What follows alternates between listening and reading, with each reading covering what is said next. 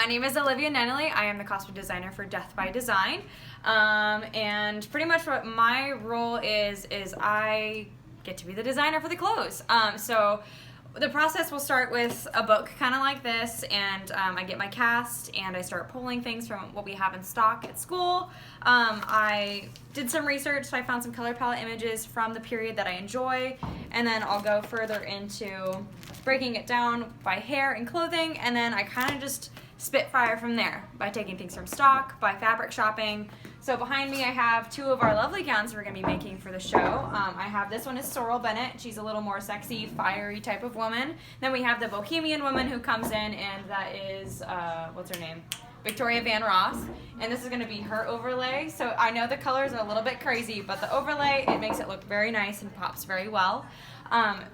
What we also do is we go through and we'll make mock-ups. So right now this is actually Sorrel Bennett's dress, but we haven't done it in the fabric yet because we want to cut it out with muslin and a similar fabric to see how it's going to lay. Then we'll attach a little tag after a fitting with the actor, and we'll have little different things that we want to do. So as you can see, there's Sharpie deciding a type of neckline, Sharpie here deciding where we want to go with this, and then along the lines, we'll order other things such as jewelry.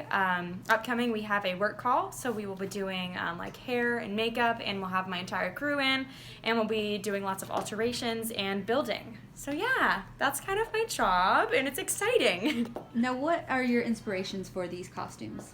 My inspiration really came from, I'm trying to be super period with the silhouette, and then I'm going to maybe be a little more loose with the hair, because in the 30s, the hair is really short with finger waves, and that's really hard to achieve that look with wigs. And I don't have the most experience with wigs either, so what I'm really trying to achieve is very period silhouette. And in my eyes, the script, it's based in the 1930s, and in 1930s, the men are seen as more more in charge than women. But in my eyes, the script, it looks like the guys are running the party, but actually the women drive the plot in my eyes. So my women are going to have lots more color, lots more pops, and the men will be a little more muted. Now, what have been some challenges doing this? Some challenges definitely is budget. You can't do everything that my dream and heart desires, unfortunately. And I think it's just a big learning curve overall. This is my first time ever doing this. The paperwork is a little more difficult than I imagined.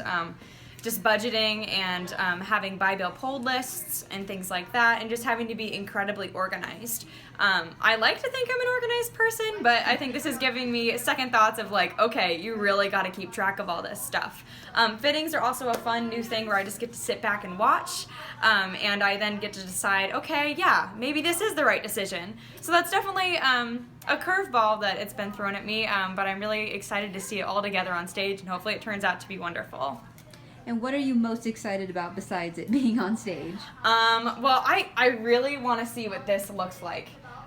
Victoria Van Roth is supposed to be the bohemian woman, and she just doesn't fit with everyone else. So she has really bold colors, and I actually have like fins on her back. She'll have fins right here, and I'm wanting to put tassels, but we'll see how extraordinary I get with that. But she's just really out there. So I'm really excited to see what that's actually going to look like. So yeah. And why should people come see the show? People should come see the show, one, because it's funny, two, because it's not only, I think I am the only student designer, except maybe sound design is also a student, but there is a couple other assistant students who are also helping backstage. So I think it's really wonderful for ESU students to get that opportunity, and I think it's great for the community to come out and see what their students are doing as well with the faculty and collaborating. First reason, it's hilarious, like super funny. There's twists, there's turns, it's a murder mystery. So it's also not very long. I know sometimes people are always kind of torn because they're like, 2.5 hours. It's only actually about 2, and I believe they're still cutting it. So it's gonna be a little shorter as well. So hope you all come out. Thank you so much, and I'm excited.